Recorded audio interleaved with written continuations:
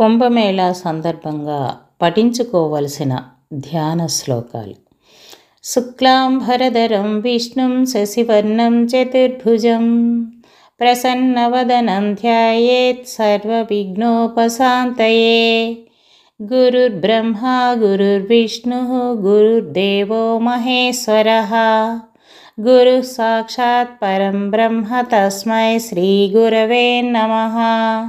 గురవే సర్వలోకానాం విషజే భవరోగిణాం నిధయే సర్వవిద్యానాం దక్షిణామూర్తయే నమః. శృతిస్మృతిపురాణానాం ఆలయం కరుణాలయం నమామి భగవత్పాదశంకరం లోకశంకరం. గురుర్నామ్నా మహిమ్నా చ శంకరో యో విరాజతే తదీయాంఘ్రిగలద్రేణుగణాయాస్తు నమో మమ. కామాక్షి కరుణారూపం కామకోటిజగద్గురుం చిన్మూర్తిం కలయే చిత్తే శంకరాచార్యమవ్యయం. భజేహం భగవత్పాదం భారతీయశిఖామణిం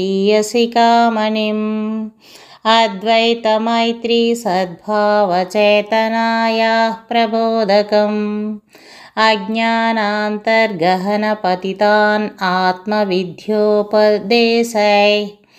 త్రాతుం లోకాన్ భవధవశిఖాతాపపాపచ్యమానాన్ ముక్త్వా మౌనం విటవినో మూలతో నిష్పతంతి. శంభోర్మూర్తిః చరతి భువనే శంకరాచార్యరూప.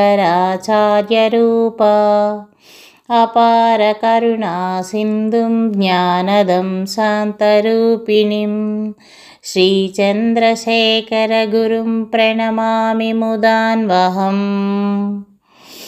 దేవే దేహే చ దేశే చ భక్త్యారోగ్యసుఖప్రదం భూతపామరసేవ్యం తం శ్రీజయేంద్రం నమామ్యహం. నమామహం శంకరాన్ వాక్య విజయేంద్ర సరస్వతీం శ్రీగురుం శిష్టమార్గానునేతారం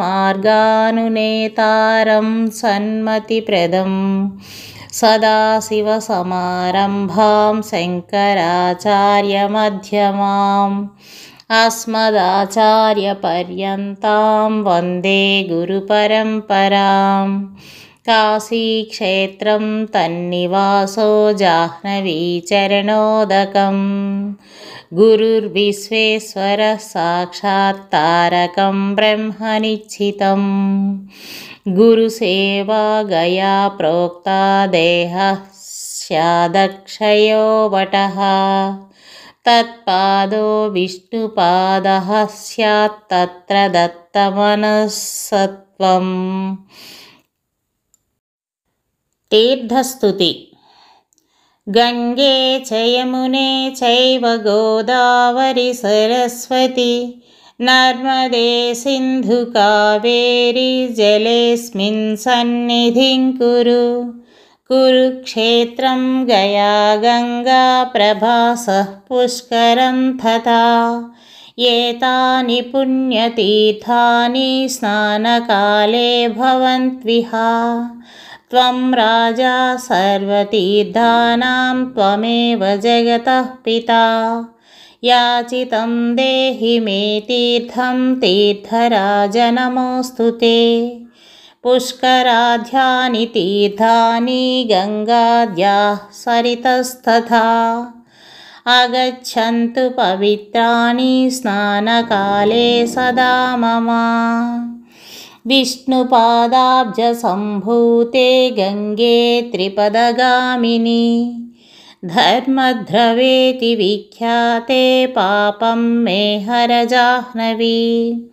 గంగా గంగేతి యో బ్రూయాత్ యోజనానాం శతైరపి ముచ్యతే సర్వపాపేభ్యో విష్ణులోకం సగచ్చతి. ఇతి స్తుతిః సమాప్తః. శ్రీకామాక్షీ విలాసే స్నానకాలే పఠనీయాః श्लोकाः स्वामी पुष्करिणीतीर्थं पूर्वसिन्धुपिनाकिनी शिलाह्रदच्युतदुर्मध्यम् एव तुण्डीरमण्डलम् मध्ये तुण्डीरभूवृतं कम्पावेगवती द्वयो तयोर्मध्यं कामकोष्ठं कामाक्षी तत्र वर्तते स एव विग्रहो देव्या मूलभूतोऽद्रिराड्भुवः नान्योऽस्ति विग्रहो देव्याः काञ्च्यां तन्मूलविग्रहः जगत्कामकलाकारं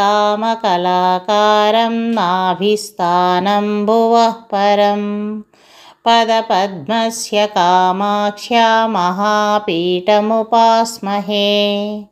कामकोटिस्मृतः सोऽयं करणादेव छिन्नभः यत्र कामकृतो धर्मो जन्तुना केन वा सकृद्वापि सुधर्माणां फलं फलति कोटिसा यो जपेत् कामकोष्ठेऽस्मिन् मन्त्रमिष्टार्धदैवतं कोटिवर्णफलेनैव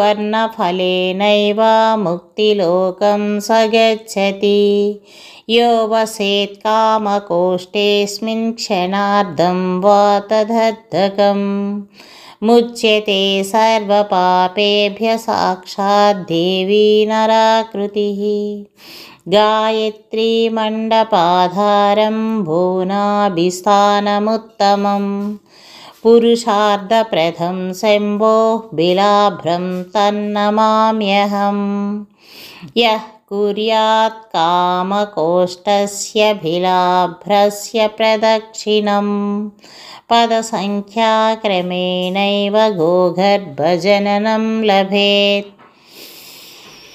विश्वकारणनेत्राढ्यं श्रीमति त्रिपुरसुन्दरीं बन्धकासुरसंहर्त्रीं कामाक्षीं तामहं भजे पराजन्मदिने काञ्च्यां महाभ्यन्तरमार्गतः योऽर्चयेत्तत्र कामाक्षीं कोटिपूजाफलं लभेत् तत्फलोत्पन्नकैवल्यं सकृत्कामाक्षि सेवयात्रिस्थाननिलयं देवं त्रिविधामकरमच्युतं प्रतिलिङ्गाग्रसंयुक्तं भूतबन्धं तमाश्रये य इदं प्रातरुत्थाय स्नानकाले पठेन्नरः 12 श्लोकमात्रेण श्लोकोक्तफलमाप्नुयात् जगद्गुरूणाम्